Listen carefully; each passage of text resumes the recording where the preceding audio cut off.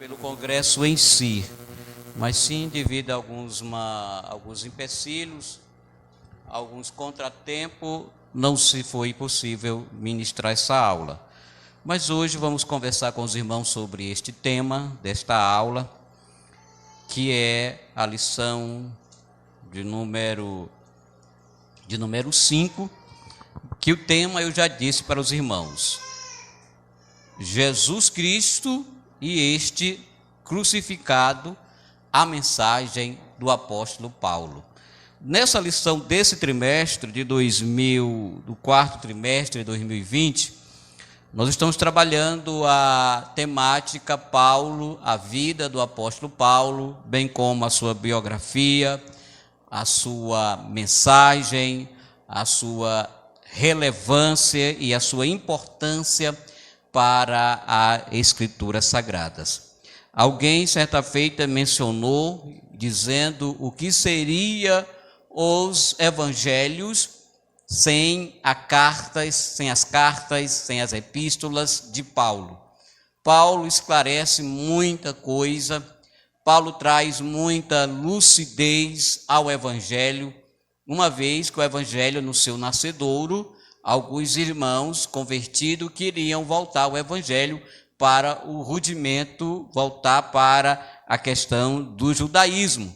E Paulo traz explicações importantes, Paulo traz elucidação importante para a compreensão do evangelho, para a compreensão da mensagem da cruz.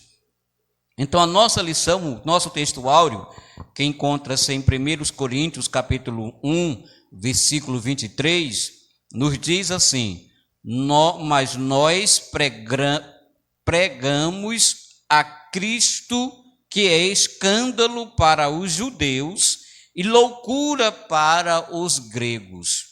A nossa verdade prática nos diz: o Cristo crucificado é o centro da mensagem da cruz, é a encarnação da verdadeira sabedoria para a salvação.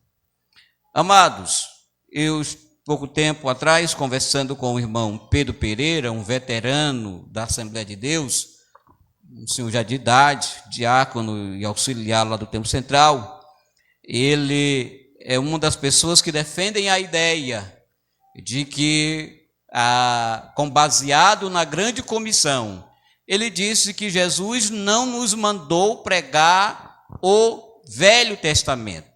Jesus nos mandou pregar o Evangelho. Portanto, segundo ele, ele defende a ideia de que os pregadores não deveriam pregarem usando textos do Velho Testamento, uma vez que Jesus ordenou e nos comissionou e nos mandou pregar o Evangelho a toda criatura. Pelo menos segundo ele, ele entende dessa forma. É claro que a Bíblia Sagrada, irmão, toda a Bíblia é a palavra de Deus. O Velho Testamento, apesar de nós não vivermos mais sobre a égide da lei, não vivemos mais sobre a sombra das coisas que iriam se revelar no Novo Testamento, mas isso não anula o Velho Testamento. Os dois se completam. O Velho Testamento é a sombra das coisas futuras que ia acontecer no Novo Testamento. Então, um completa o outro. Então, todos são importantes.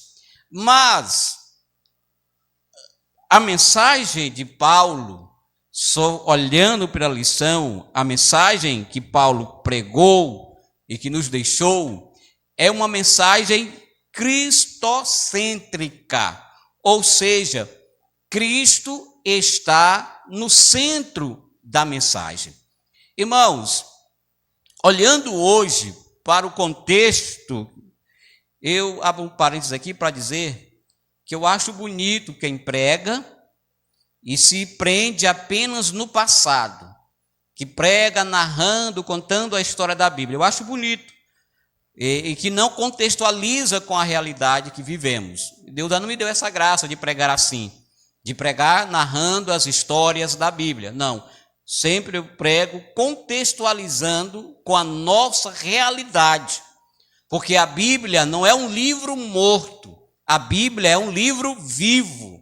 A Bíblia é mais atual do que o jornal que ainda vai sair daqui a 100 anos. Ela já é mais atual. Então, ela é um livro do presente. Então, eu sempre gosto de pregar contextualizando com a realidade que nós vivemos.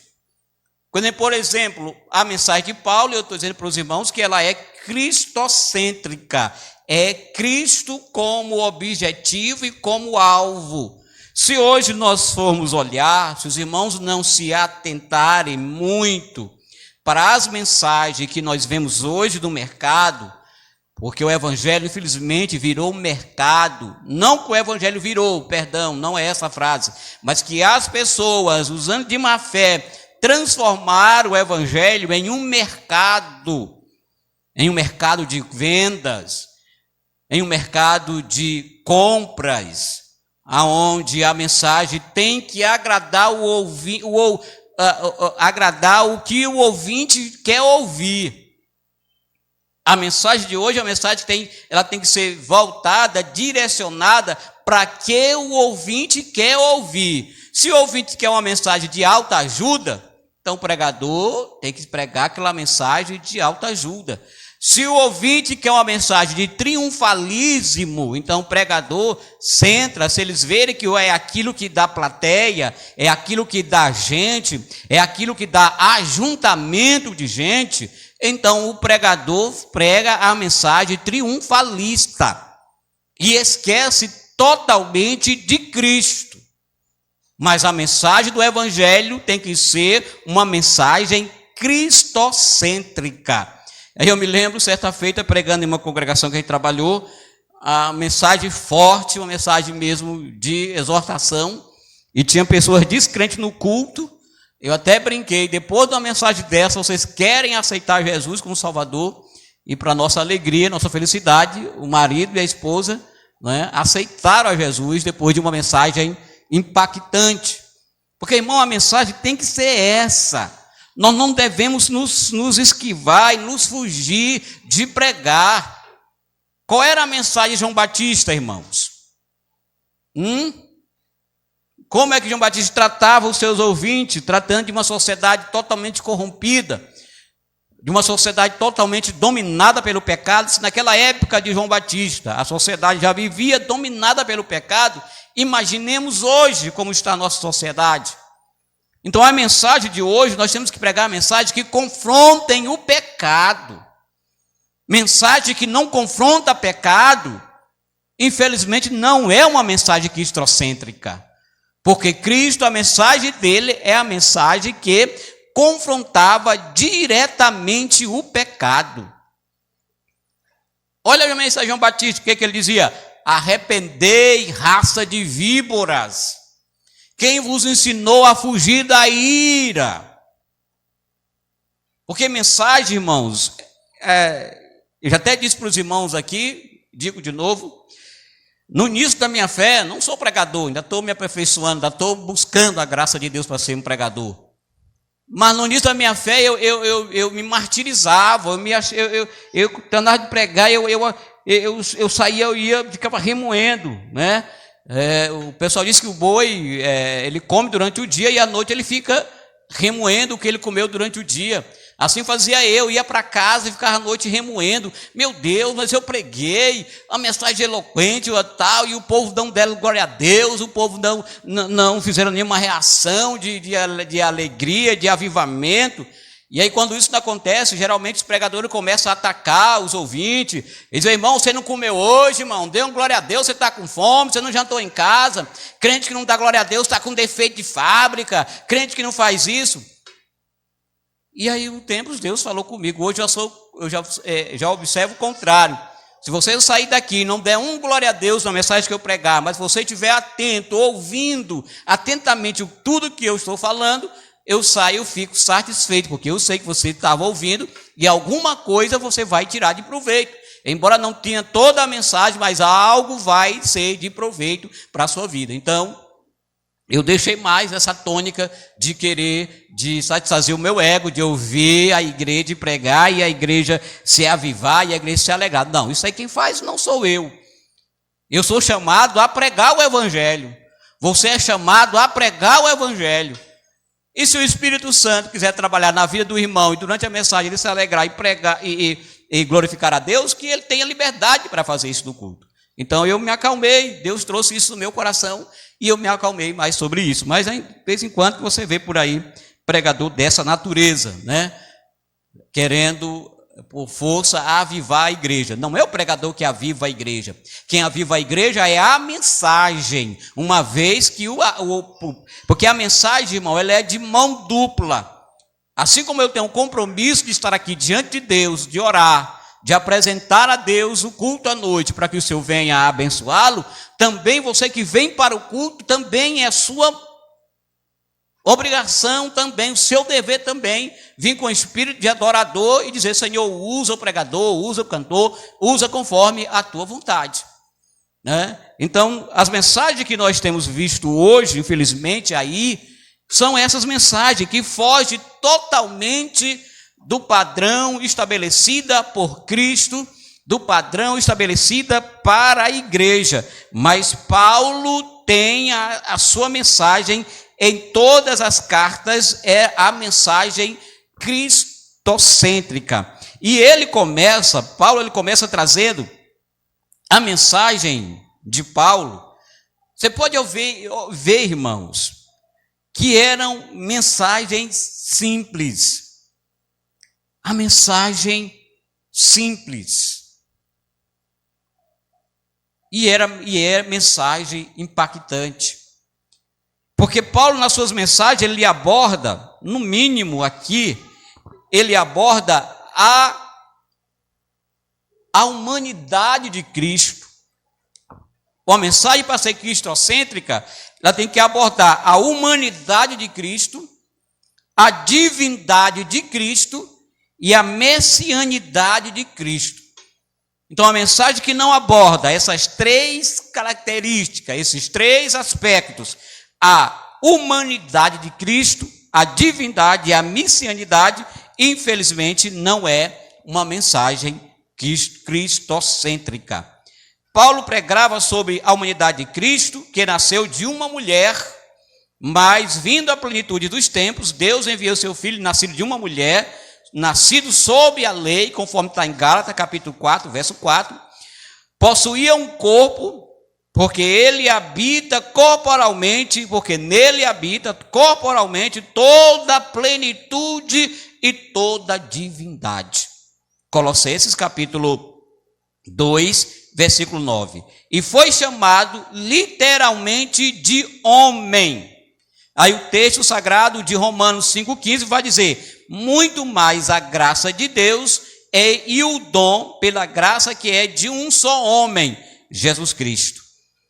Mas não somente isso, mas também ele defendia a Cristo de forma apaixonada, mostrando que ele não era apenas um personagem histórico, um revolucionário, um sábio ou um filósofo. Não.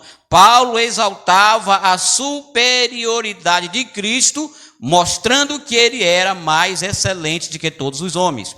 Aí está lá no texto de 1 Timóteo, capítulo 3, verso 16, que diz: Deus se manifestou em carne. Então, Paulo, a mensagem dele era essa, mostrando a humanidade de Cristo. Amados, hoje nós olhamos para a nossa fragilidade humana e aí nós colocamos a seguinte pauta: não, mas é porque somos humanos, somos falhos, e é humano errar, né? A gente usa muito isso. Eu me lembro que na época eu estudava no Rosena Sarnez e tinha uma freira que dava aula para nós, uma freira. E um dia a gente falando sobre isto, e ela nos disse o seguinte: não, mas o ser humano não foi feito para errar. Aí depois, a princípio eu me impactei com essa repreensão dela, Mas depois eu fui concordar com ela que realmente o ser humano não foi feito para errar. Não foi feito. O homem foi feito para acertar. Uma vez o fruto do pecado na vida do homem, agora o homem faz errar. E aí muitos pegam essa desculpa do erro para praticar mais erro, ainda mais. Não, eu sempre disse aqui para os irmãos que o pecado na nossa vida, irmãos, ele deve ser um acidente de percurso e não uma prática. Como assim, irmão Ribamar? Por exemplo, eu e você podemos pecar porque estamos sujeitos às leis da gravidade, às leis naturais, estamos sujeitos a pecar. Mas nós devemos fugir do pecado. Mas às vezes acontece que nós tentamos fugir, tentamos escapar, infelizmente acontece, é um erro. E o pecado da nossa vida, uma vez cometido, ele deve causar em nós tristeza. Deve causar em nós tristeza. E uma vez causando em nós essa tristeza, nós corremos para os pés de Jesus. O que é que a Bíblia vai dizer? Filhinhos, não pequeis, mas se porventura pecardes, temos um advogado diante do Pai que intercede por nós. E a Bíblia vai dizer mais, ele é fiel, se confessarmos os nossos pecados, ele é fiel e justo para nos perdoar. Então, o nosso pecado do cristão, dos salvos, dos eleitos em Cristo, vai ao céu, deve causar tristeza e não alegria.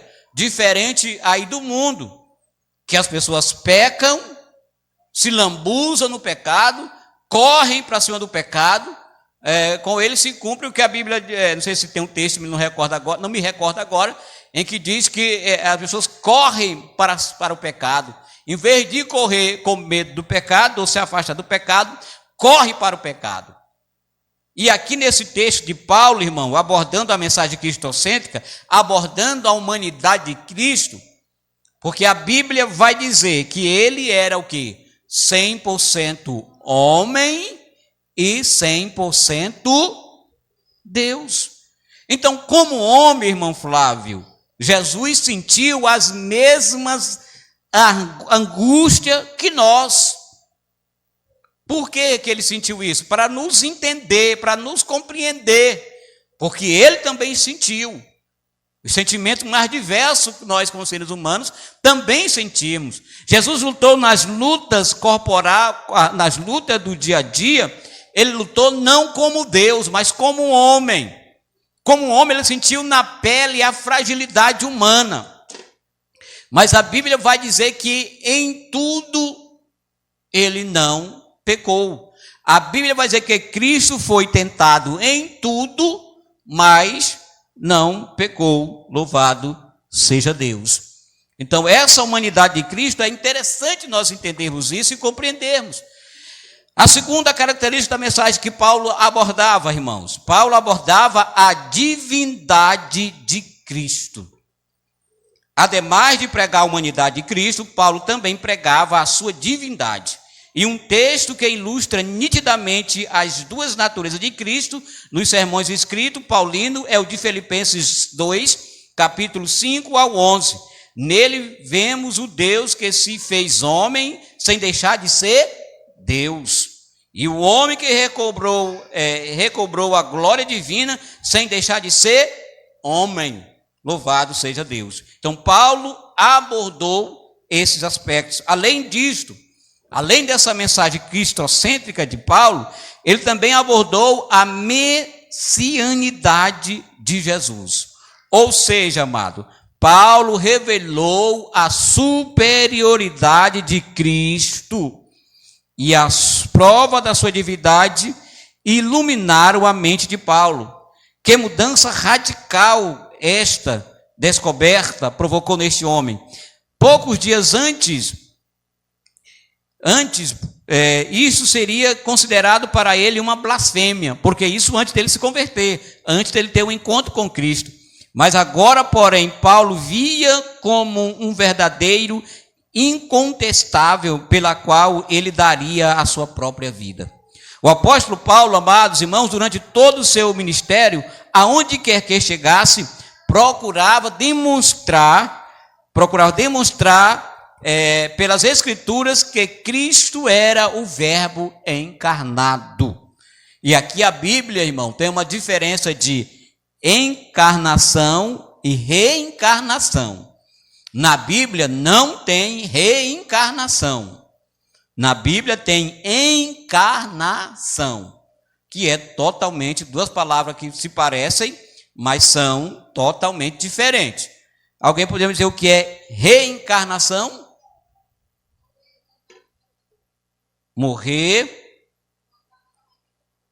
Reencarnação. Mas Raimundo disse que é morrer e voltar novamente para o mesmo corpo. Alguém tem outra definição? Outro corpo. Ah, bom. Outro corpo, em outra pessoa. Certo. Reencarnar. Né? Então, na Bíblia, a reencarnação é uma prática adotada pelos irmãos que praticam o espiritismo kardecista, que acreditam na reencarnação, que alguém morre, que vai reencarnar diversas vezes, que esse cosmos que aqui nós estamos habitando, o planeta, ele é cheio de mundos, existem vários mundos, e a pessoa vai reencarnando em vários mundos até chegar a um estado de luz, aí sim é que ela vai para o céu. Por exemplo, alguém morreu, cuidado para não matar uma barata, que pode ser alguém que reencarnou naquela barata.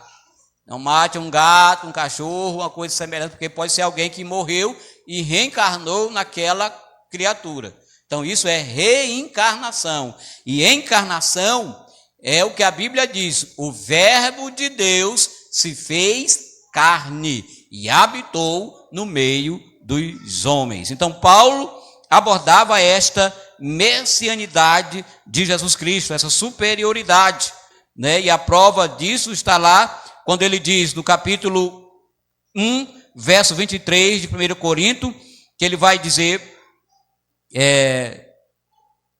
perdão, irmão, é Atos 9, verso 5. Ele vai dizer, e ele disse, quem és, Senhor? E ele disse, eu sou Jesus a quem tu persegues. Então, queridos, mas a mensagem de Paulo, irmãos, além de abordar a messianidade, a humanidade e a divindade de Jesus, a mensagem de Paulo também, ele abordava os aspectos da obra de Cristo. Queridos, se Jesus tivesse apenas morrido e não tivesse ressuscitado, a minha fé e a sua fé era vã, era sem utilidade. Porque o que é que abaliza a minha fé? O que é que abaliza a sua fé? Você não poderia me responder, irmão Ibamar, abaliza a minha fé é isso? Isso. O que é que abaliza a sua fé? Pode falar, irmão, nós estamos aqui numa aula. Diga aí. O que é que abaliza a nossa fé? Apenas a morte de Cristo? Apenas o seu nascimento?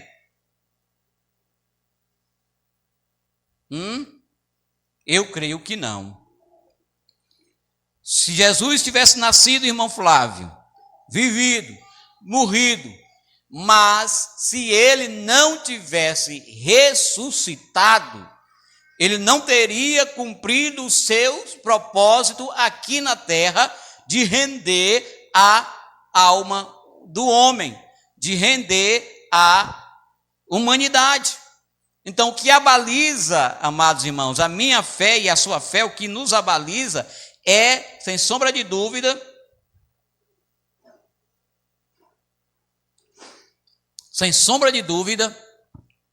a ressurreição. Porque sem ressurreição não tem salvação. Louvado seja Deus. Então Paulo, na sua mensagem, ele abordava isso, abordava a cristocêntrico, abordava o Cristo como centro, as suas obras, Não somente isso, mas também os seus feitos, a sua ressurreição. Agora vamos aqui já caminhando para o final da nossa aula, da nossa lição, vamos falar a respeito da pregação de Paulo e seus efeitos. A mensagem de Paulo, irmãos, como eu já disse para os irmãos, era simples. Quando eu estou dizendo aqui que a mensagem de Paulo era simples, eu quero dizer para os irmãos o seguinte. Vamos olhar um pouquinho para Paulo. Quem era Paulo, irmã Veridiane? Paulo era alguém que foi instruído aos pés de Gamaliel, de um grande sábio, de um grande filósofo, de um grande mestre, de um grande doutor. Então, Paulo tinha um grau de conhecimento, de saberes sem tamanho.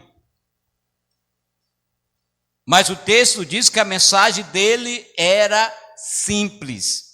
Ele não se estribava no seu conhecimento. Olha o conhecimento de Paulo. No seu conhecimento acadêmico, no seu conhecimento filosófico, nem na sua oratória para pregar o evangelho. Ele colocava à disposição de Deus.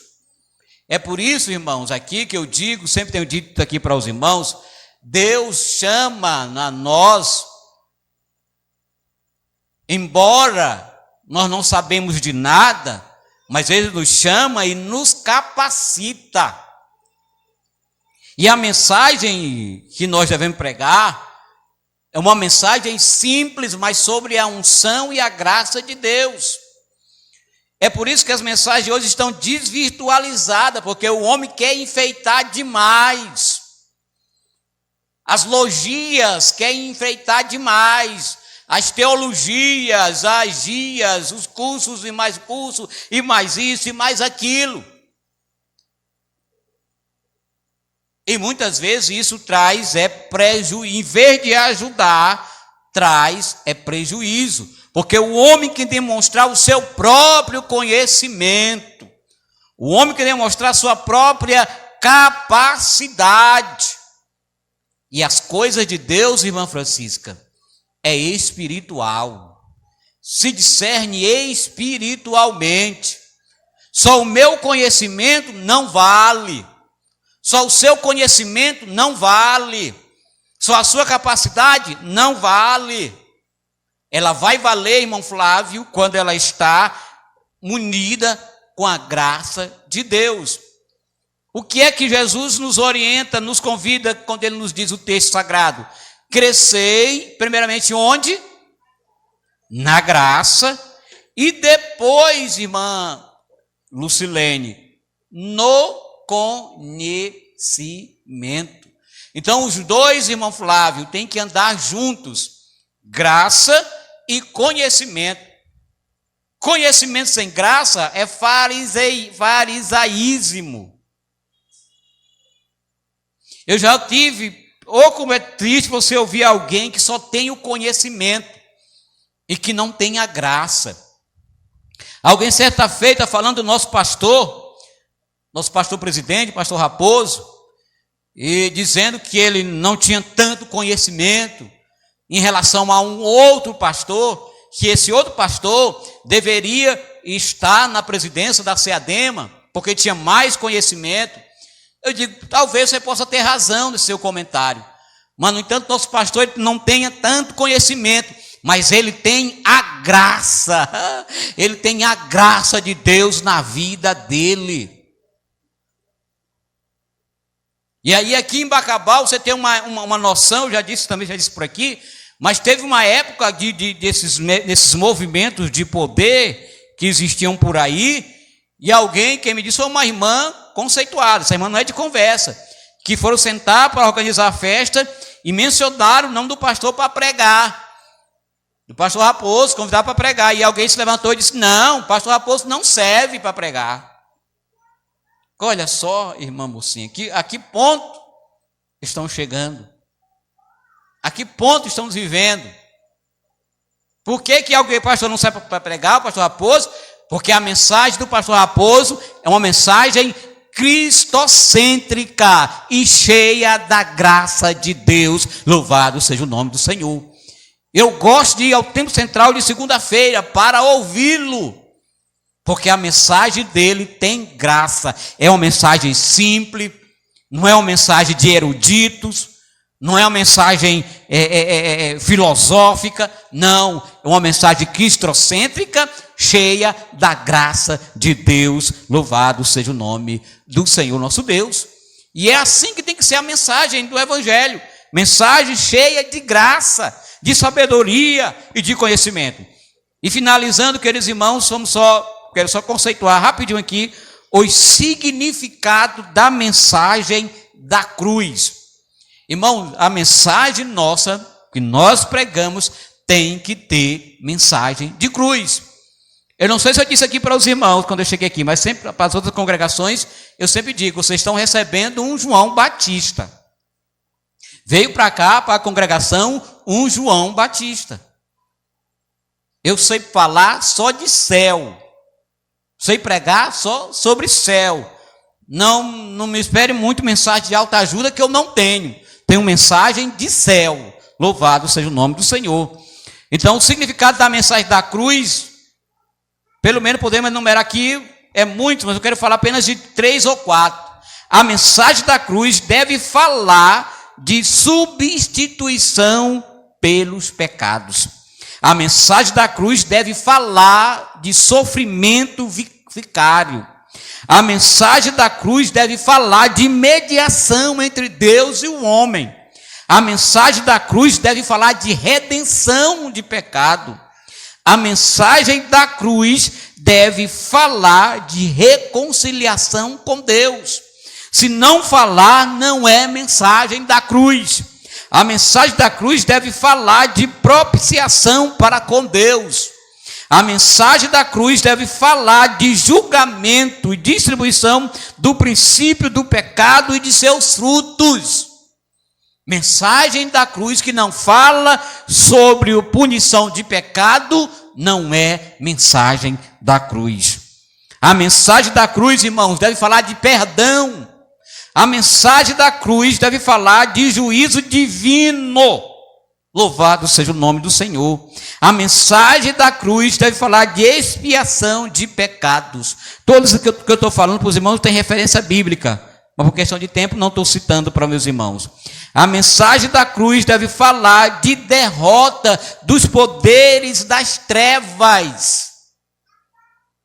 Mensagem da cruz que não fale disto, não é mensagem da cruz. E por último, a mensagem da cruz deve falar de salvação. Deve ser uma mensagem completa de redenção. Louvado seja o nome do Senhor. Então, esta é o resumo da nossa aula, da centralidade da mensagem do apóstolo Paulo. E nos dias que nós estamos vivendo, irmã Francisca, precisa se levantar muitos Paulo. Precisa se levantar muito João Batista. E é triste dizer isso, não para confrontar o pecado muitas vezes, mas para confrontar estas heresias que estão dentro da igreja. Para confrontar essas loucuras dentro das igrejas. Irmão, só concluo aqui com esta observação que eu tenho feito ultimamente. Aquele pessoal, aquele outro, que trabalha para aquele outro, né? Aquele pessoal, aquele pessoal lá, hein? Vocês já entenderam, né? Aquele pessoal que trabalha para aquele outro lá, eles estão mudando. Estão mudando, não é mais, está diferente agora. Eu vejo uns vídeos aqui que passam de repente aqui que eu vejo uns vídeos diferentes. Por que eles estão mudando, irmão? Sabe por quê? Porque os crentes que dizem que são crentes, que servem a Deus, que estão imitando ele do jeito deles. Estão imitando eles com os mesmos trejeitos, as mesmas indumentárias. E agora eles estão mudando. Você vê agora, outro dia eu vi um, que eu fiquei olhando, pai, isso aqui é um salão de macumba mesmo, esse negócio? Totalmente diferente daquela coisa tradicional que você via antigamente. Aí eu me fiquei perguntando, irmão Flávio, mas por que essa mudança? Aí eu fui ver, porque estão mudando, porque os que diz que são crentes estão praticando nos seus cultos, nas suas reuniões, do mesmo jeito deles. Então eles estão se diferenciando para não ser confundido com os crentes. Eu sei que vocês já viram esses vídeos na internet. Todo mundo de branco, né? Todo mundo de branco e tal. Aí tem uns que usa até que nem as freiras, um pano na cabeça. Tem uma senhora, bote aí na internet, uma senhora de Ana do Véu. Não é a senhora não, viu, irmã? A senhora não é Ana do Véu, não. A senhora é Ana de Jesus. Bote na internet uma senhora Ana do Véu, que você vai ver a loucura. Então, irmão Flávio, está se diferenciando. Totalmente, você olha, você não diz que é um salão de macumba. Totalmente daquele modelo tradicional que a gente via antigamente. Não é mais não. Por quê? Porque os crentes estão adotando, se parecendo com eles. Eles não querem parecer. Estão mudando, totalmente diferente. No dia que eu ver um, eu vou botar no grupo da congregação. Não se escandalize, viu? Se eu postar no grupo da congregação, para vocês verem como está totalmente diferente. Tá bom? Só para você ter uma ideia. Então, precisamos, irmão, resgatar a mensagem cristocêntrica.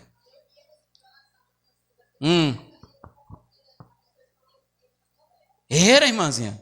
A irmã Raimundinha está dizendo que vinha para o círculo de oração de branco, e aí foi confundida, alguém disse para ela, chegou a dizer para ela, para outras pessoas, e ela ouviu que ela estava vindo para um salão de macumba. Para você ter uma ideia como é que está a situação. Mas que Deus nos abençoe, e que possamos nessa nação brasileira se levantar mais Paulo, se levantar mais Pedro, com mensagem cristocêntrica e mensagem de redenção. Que Deus em Cristo nos guarde, nos abençoe e que nós venhamos, irmãos, a reter sempre a mensagem cristocêntrica. Não estou dizendo que não devemos ouvir mensagem, devemos ouvir todas e reter o bem. Paulo diz, tudo me é lícito, mas nem tudo me convém. E Paulo diz mais, que devemos ver tudo, mas reter o bem. Peixe é bom, né, irmão? Peixe, quem gosta de peixe aqui? Eu levantei a mão, não é que eu não gosto de peixe, irmão, tenha misericórdia de mim, é que eu comi tanto peixe que hoje eu não suporto ver peixe, entendeu? Eu comi, era peixe, irmão, peixe no café da manhã, peixe no almoço, peixe na janta, peixe no café da manhã, peixe no almoço, peixe na janta, esse domingo a domingo, porque lá em casa, irmã Dulcília, mamãe, hoje a gente sabe, a ciência descobriu que hoje é resistência à lactose, não tem nesse negócio? Então mamãe tinha isso, mas na época não sabia o que era. Nada de gado ela conseguia suportar. Nada de gado, leite, manteiga, carne, nada. Se ela sentisse o cheiro, ela se danava a vomitar. Faltava era botar as tripas para fora de tanto vomitar. Então lá em casa, carne de gado não entrava de jeito nenhum.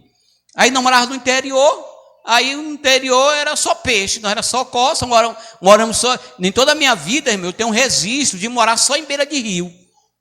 Só em beira de rio. Aratauí, me entendi por gente no Aratauí, quem conhece Aratauí, terra da melancia, terra dos banhos, que se acabou, mas era, né? No Aratauí, do Aratauí a gente foi para o Pindaré, mora na beira do Lago Grajaú, e de lá eu vim para cá, para a beira do rio Mearim. Então, todo o tempo morando em beira de rio, mano. Por isso que hoje eu não consigo comer peixe. Eu não consigo comer peixe. Mas peixe é bom.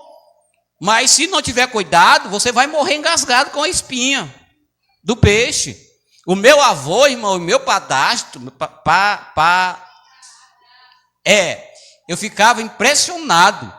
Aquelas tapiaquinhas, aquelas psicas, irmão Flávio, eles pegavam na colher, botavam o arroz e botavam todinho na boca. A psica com a colherada de arroz, aí mais outra. Aí depois, irmão, ia tirando espinha por espinha, de uma por uma.